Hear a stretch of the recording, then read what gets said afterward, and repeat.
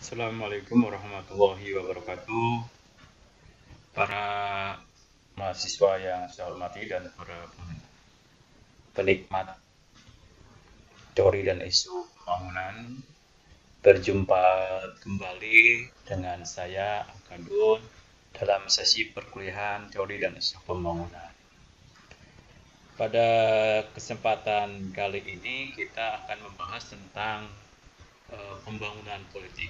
Nah, teori tentang pembangunan politik ini termasuk ke dalam teori modernisasi klasik. Nah, jadi sekali lagi termasuk teori modernisasi klasik. Nah, kalau kita bicara tentang pembangunan politik, maka kita akan bicara tentang kapasitas politik. Nah, ini ada beberapa hal yang harus kita pahami. Pertama, pembangunan politik berkeadilan menghasilkan kapasitas politik. Kapasitas politik dapat dilihat dari menguatnya kekuatan politik suatu komunitas, kemantapan pelaksanaan keputusan politik, dan kemampuan penetrasi pemerintah pusat. Jadi sekali lagi, kapasitas politik itu ada beberapa indikator, yaitu menguatnya kekuatan politik suatu komunitas, ya, apakah itu komunitas agama, ya misalnya NU, Muhammadiyah, Persis, gitu. Atau mungkin Ikhwanul Muslimin gitu ya. Nah itu lalu juga kemampuan pelaksanaan keputusan politik. Jadi ada setiap keputusan politik itu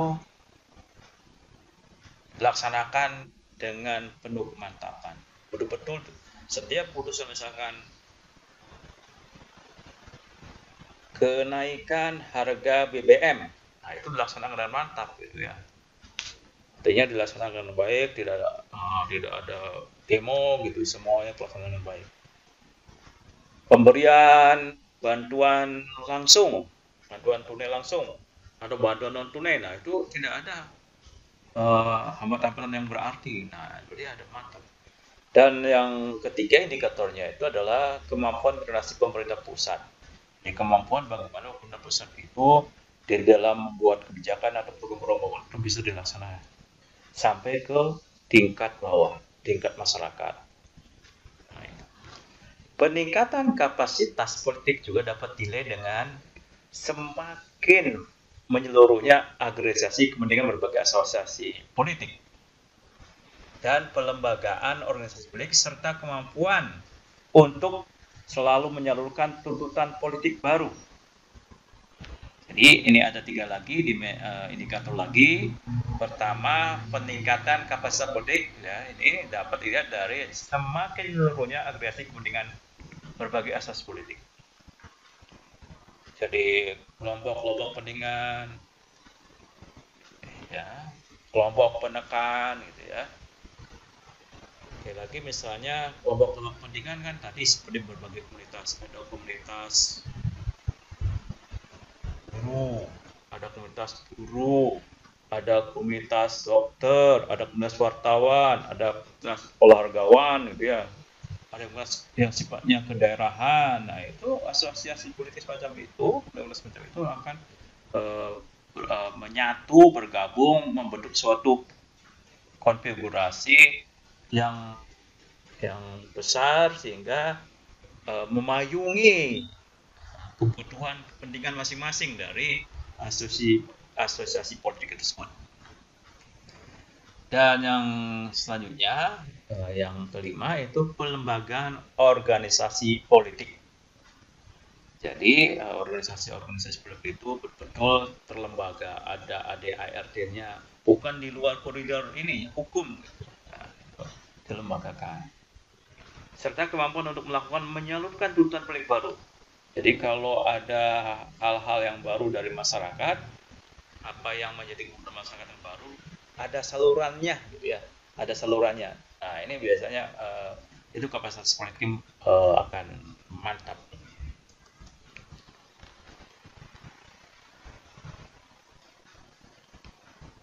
Meskipun ada 6 indikator kapasitas politik itu, ya, kalau itu sudah mantap, tapi tidak hanya hal positif ya, tapi kadang-kadang juga dapat negatif, bagaimanapun juga ya. Jadi jangan lupa lah, itu hal yang sangat lumrah, sangat alami. Ya, kalau ada positif ada negatif kan. Nah, ada yang suka, ada yang tidak suka pasti. Nah, itu pasti dalam kehidupan, apalagi dalam politik ya. Nah, ini salah satu dampak dari meningkatnya kapasitas politik. Dampak dengannya adalah pertama, depolarisasi politik dan tuntutan keadilan dapat memiliki implikasi sampingan berupa ketegangan dan keterpecah belahan sistem politik. Ya, kalau terjadi depolarisasi kan tadi semua orang ingin berlomba-lomba asosiasi politiknya itu berkembang dengan baik, diterima apa yang menjadi tuntutannya, terima apa yang menjadi usulannya, terima apa yang menjadi kepentingannya, maka pasti akan terjadi ketegangan antara satu dengan yang lain. Karena bagaimanapun juga setiap orang itu memiliki kebutuhan masing-masing yang harusnya itu dimanage dengan baik gitu ya oleh asosiasi politik, apalagi partai politik gitu ya, supaya disalurkan gitu, supaya jangan terpecah belah gitu ya. Modernisasi politik ditunjukkan juga dengan kesiapan untuk menghadapi dan mengatasi masalah yang timbul di saat tibanya waktu krisis pengembangan sistem politik. Pasti untuk mendasarkan suatu kemantapan akan terjadi krisis. Oleh karena itu harusnya kalau mau modernisasi itu ya harus ada kesiapan dari pelaku politik itu untuk atau oleh pembina politik itu untuk bisa mengatasi itu semua. Nah ini memang ketika di lembaga politik atau sistem politik dipolitisasi gitu pasti akan terjadi krisis. Ya kan susah ya, orang sudah nyaman pada situasi yang sebelumnya mau dirubah, ya pasti akan terjadi krisis, akan nggak mau nolak dengan keras. Orang yang biasanya orang yang sudah mapan di sistem politik yang ada, ketika mau dimodernisasi maka dia akan bertahan, akan cenderung mempertahankan status quo mereka. Ya, karena sudah nyaman, karena semua kebutuhannya terpenuhi kan itu.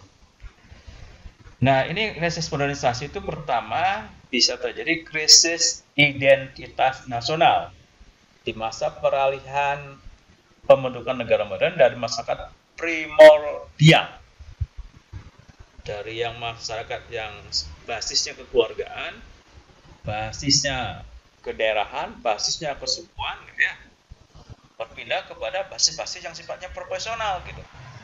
Nah, ini juga akan cari bentrokan ya, benturan nilai bahkan juga benturan perilaku gitu ya.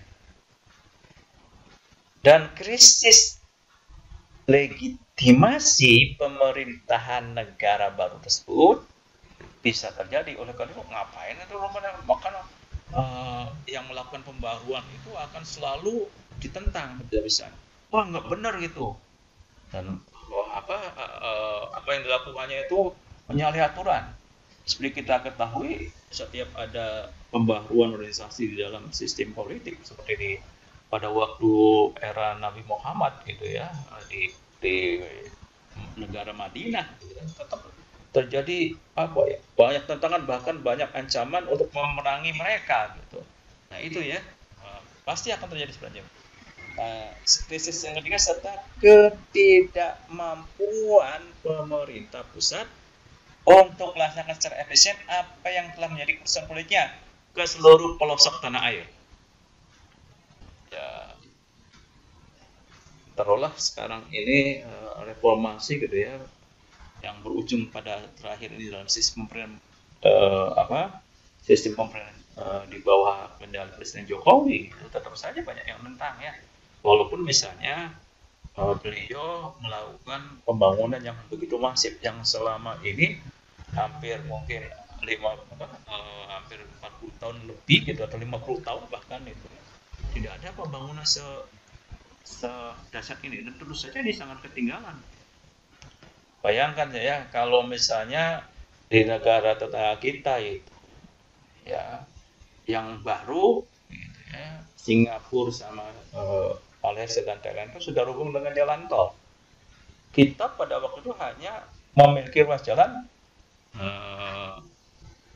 antara Jakarta dengan Cikampek dan Jakarta Bogor, Jakarta Ciawi. Nah, mereka sudah tembus itu ya, efisiensi tinggi katanya ya. Nah, tapi tetap saja itu akan perusahaan-perusahaan itu akan banyak penentangnya. Karena kalau dia berhasil berarti jangan-jangan partai politiknya akan langgeng berkuasa juga kan gitu. Saya kira hal yang wajar kalau terjadi seperti itu. Selanjutnya krisis rendahnya. Nah, kalau tadi kelas pertama krisis identitas nasional ya, yang kedua nih krisis rendahnya partisipasi karena tidak tersedianya lembaga penghubung dan penyalur tuntutan politik masyarakat ke negara. Krisis integrasi dan koordinasi berbagai kelompok politik dominan, dan krisis distribusi ketika ternyata negara tidak mampu mencapai pertumbuhan ekonomi dan pemerataan hasilnya sesuai dengan harapan masyarakat.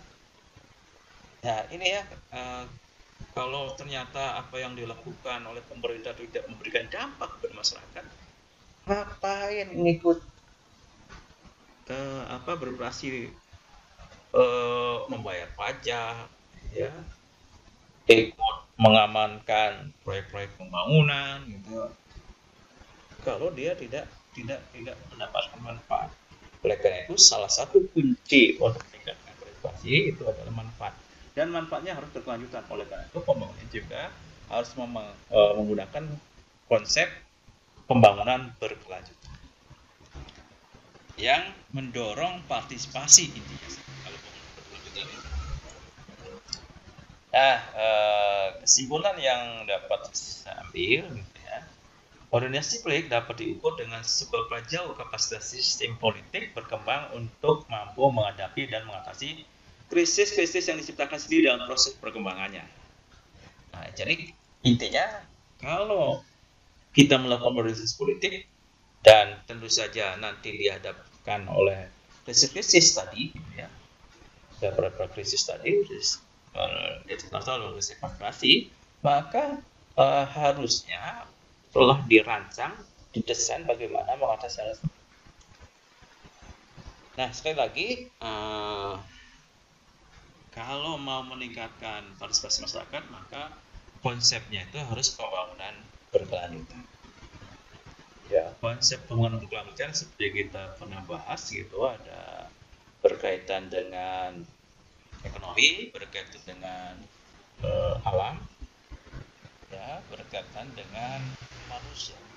Jadi ada ekonominya, ada sosial masyarakatnya, dan lingkungan. Itu pada dasarnya pembangunan berkelanjutan itu. Jadi kalau ketiga hal inilah yang harus dilakukan. Ekonomi berkaitan dengan pertumbuhan, dengan ekonomi yang stabil gitu ya. Lingkungan hidup ya bagaimana menjaga supaya bermakan lingkungan hidup itu terus menerus. Pertama harus menyebar gitu. Sosial masyarakat juga berarti berkaitan dengan bagaimana pengangguran, bagaimana pembangunan perubahan, bagaimana segala macam yang berkaitan dengan pemenuhan kebutuhan masyarakat itu dilakukan. Nah, Bapak dan Ibu yang saya hormati, dalam teori modernisasi klasik ini ada asumsi teoritis dan metodologi. Pertama, ini setiap disiplin dengan pendekatan yang khusus memberikan sumbangan yang khas untuk mengidentifikasi masalah-masalah pokok organisasi dan mencoba memberikan jalan keluarnya. Jadi bagaimanapun juga suatu disiplin ilmu itu memiliki pendekatan dan asumsi teoritis tertentu ya. Sosiolog misalnya menitik beratkan pada diferensiasi struktural yang kita bahas itu ya. Jadi ini orang-orang sosiolog yang mengauri teori modernisasi ya, diantaranya adalah mengenai teori diferensiasi struktural. Sementara ekonomi memberikan tekanan pada pentingnya investasi produktif. Ya, seperti misalkan tahapan pertumbuhan ekonomi kan gitu ya. Itu pengaruh modernisasi di dalam teori modernisasi dipengaruhi oleh orang-orang ekonom gitu ya. Lalu sedangkan ahli politik memperhatikan kebutuhan penguatan kapasitas politik. Nah, itu seperti yang kita bahas tadi ya. Ya, bagaimana pembangunan politik itu, sistem politik yang baik dengan meningkatkan kapasitas sistem politik. Namun demikian, di samping beragamnya gambaran, tesis-tesis yang diuraikan dalam teori modernisasi dapat ditemukan dua perangkat kesan pokok, yaitu asumsi dan metodologi yang digunakan, sekalipun terkadang para teoritisnya tidak menjelaskan secara eksplisit.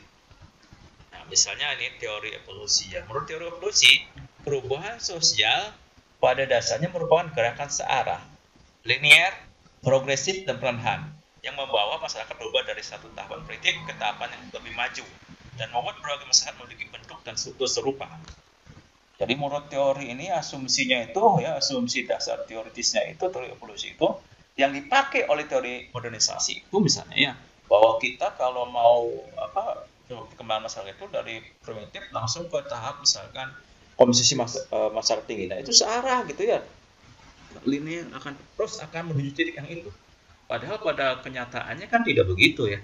Karena pada tanjakannya pernah saya ungkapkan bahwa ketika teori tahapan pertumbuhan ekonomi gitu ya dipakai di Indonesia gitu, ternyata ketika kita sudah mau mencapai tinggal landas tahun 2000 itu targetnya tinggal landas, itu malah kita balik lagi ke masa prakondisi tinggal landas. Jadi sebenarnya bisa bolak-balik. Nah, itulah sebenarnya salah satu kelemahan dari teori evolusi ini ya.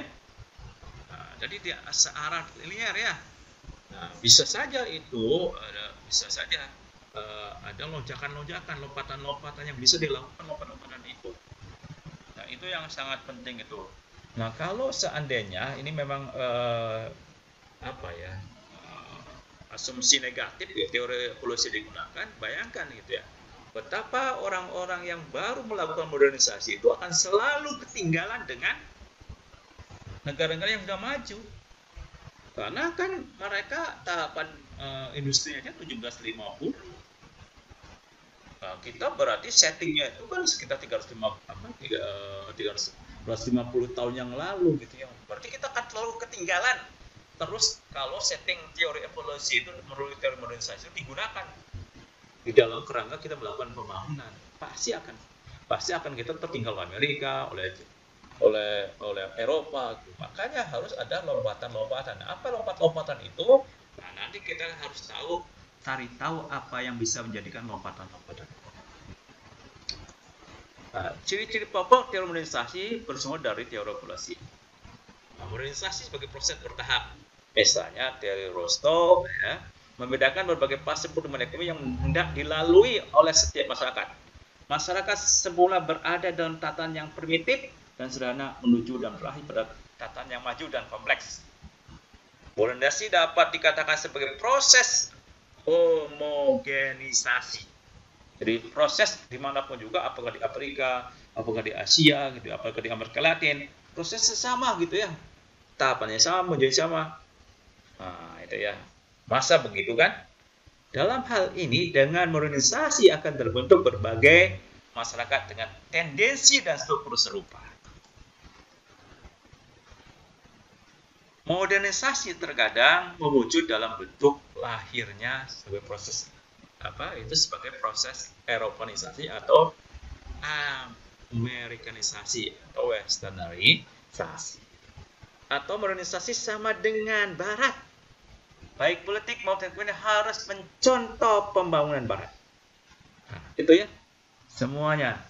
Nah, yang celakanya itu kadang-kadang yang terjadi itu katanya, yang negatifnya yang ditonjolkan, yang positifnya enggak.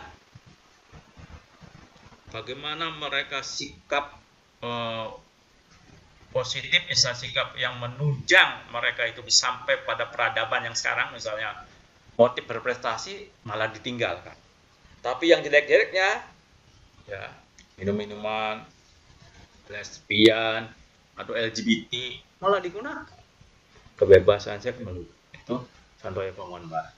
Modernisasi sebagai proses yang tidak bergerak mundur.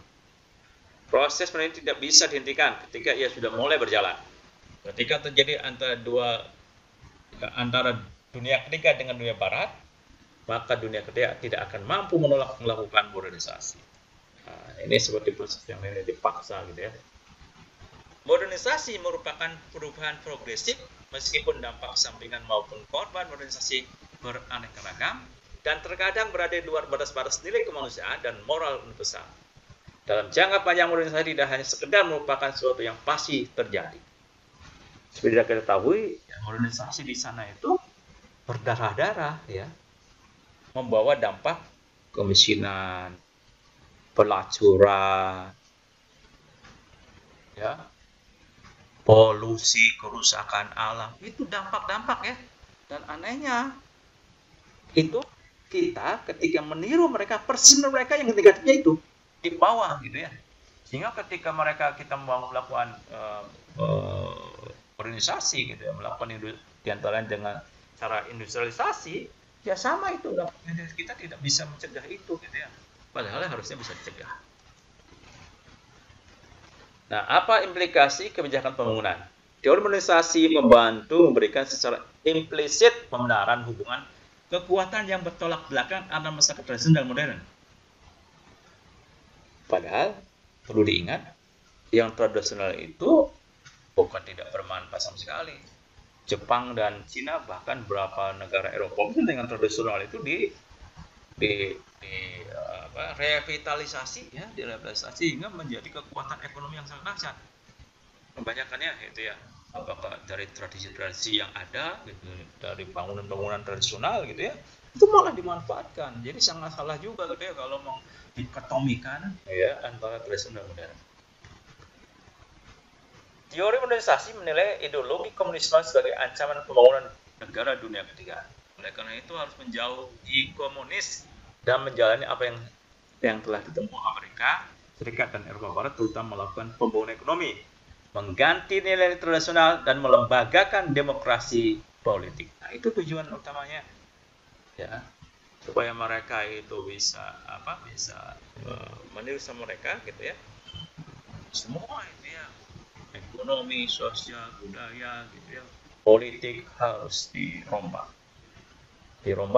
seperti mereka gitu ya, kalau mau maju, karena mengganti gitu ya, mengganti apa-apa yang terjadi yang tradisional di negara berkembang termasuk Indonesia, diganti semuanya dengan nilai-nilai baru. Nah, ini juga harus mendapat pertimbangan yang sangat bijak, jangan sampai terjadi semacam itu. Teori modernisasi mampu memberikan legitimasi tentang perlunya bantuan asing. Nah, itu sebenarnya di balik itu sebenarnya tujuan utama dari modernisasi. Mereka memberikan utang gitu, yang utangnya itu kan terus bertambah,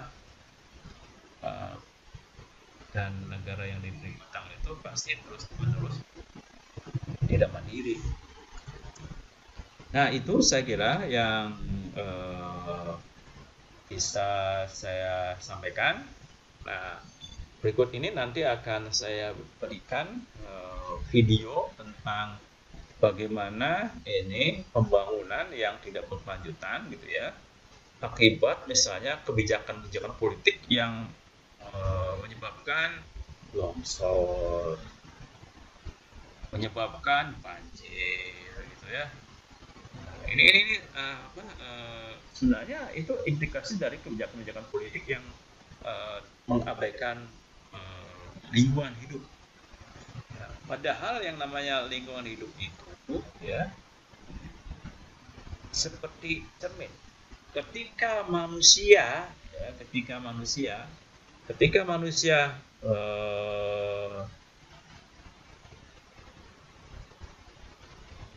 melakukan hal-hal yang negatif pada alam, maka mereka akan memberikan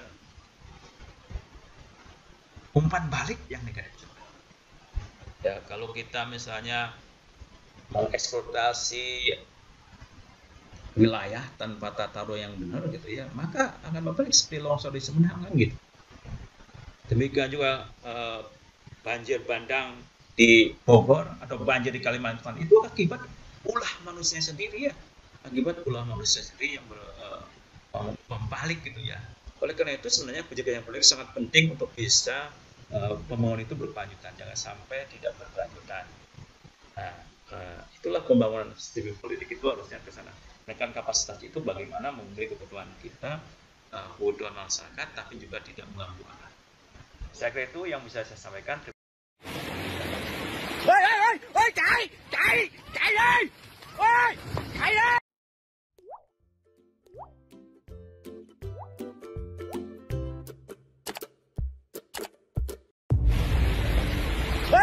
ôi chạy đi, chạy đi, chạy đi.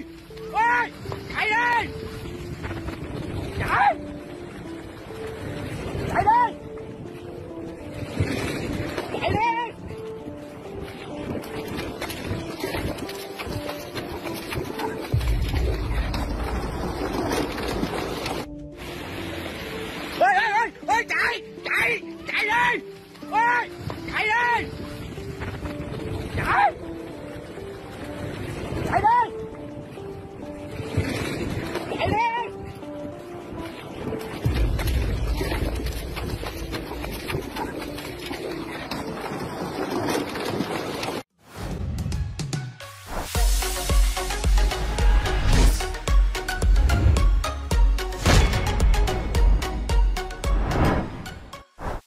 Pemirsa, ini detik-detik di mana terjadi longsor susulan di Kecamatan Cimanggung.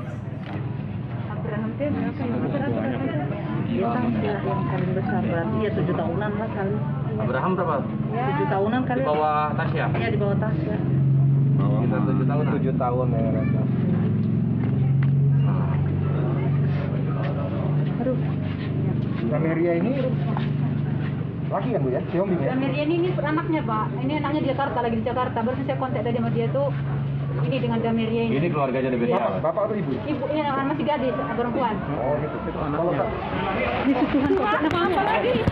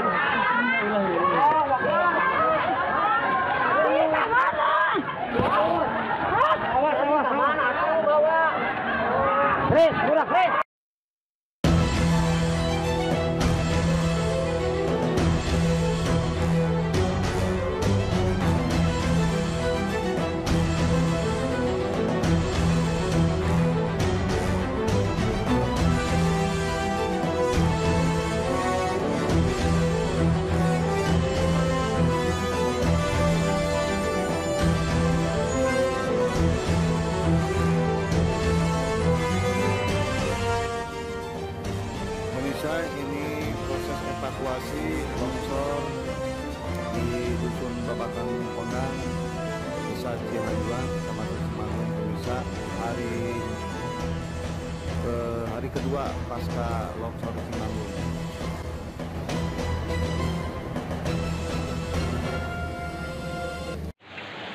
Situasi terkini melaporkan dari Cikeruh Lio RW 9. Ini lapang poli sudah terendam semua.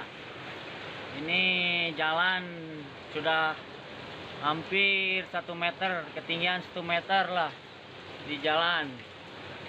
Ini kondisi di depan rumah saya. Ini.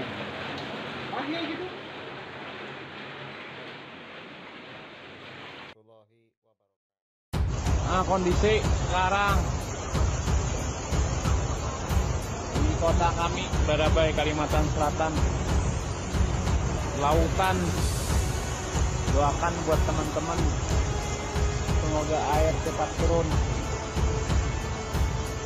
Yang dimanapun Anda berada, doakan ya.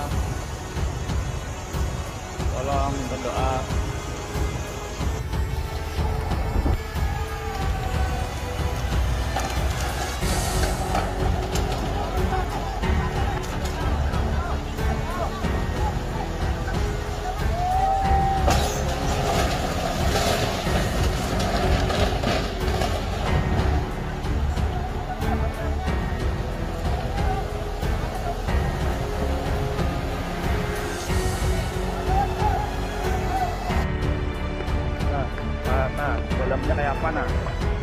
ini di atas tugu ini nih, berjejaknya di atas tugu. Nah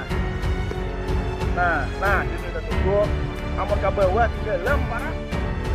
Gardu sampai parah. Nah, kantor DPR, DPD, lapangan dua warna berapa ya tugu. Nah, tugu separuh. Nah, this is HST set 100.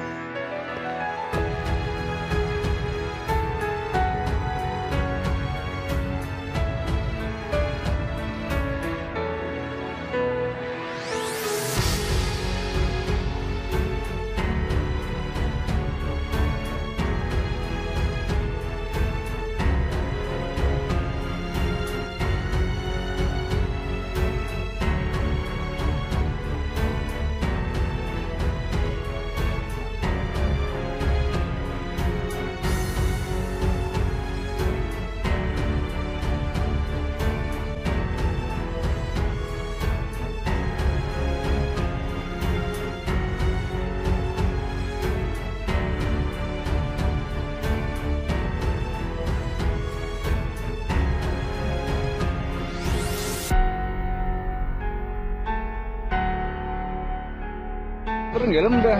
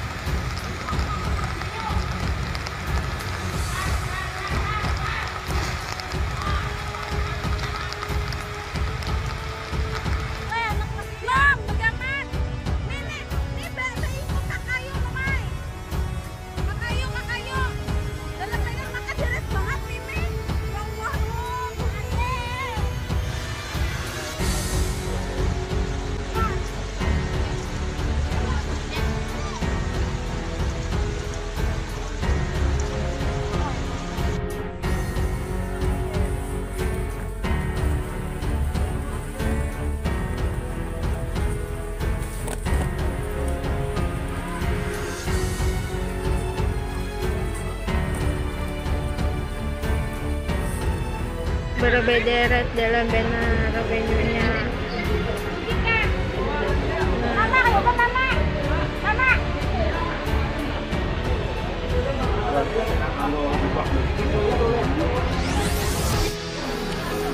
Kondisi terkini di Masjid As-Sulah Adaraba.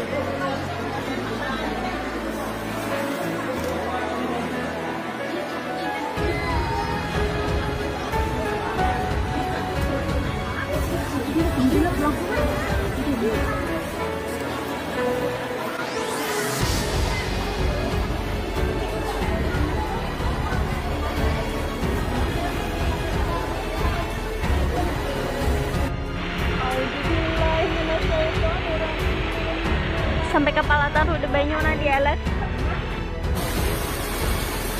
Sampai melewati lotus orang biasa di jalan umum, jalan khususnya tuh di jalan utama.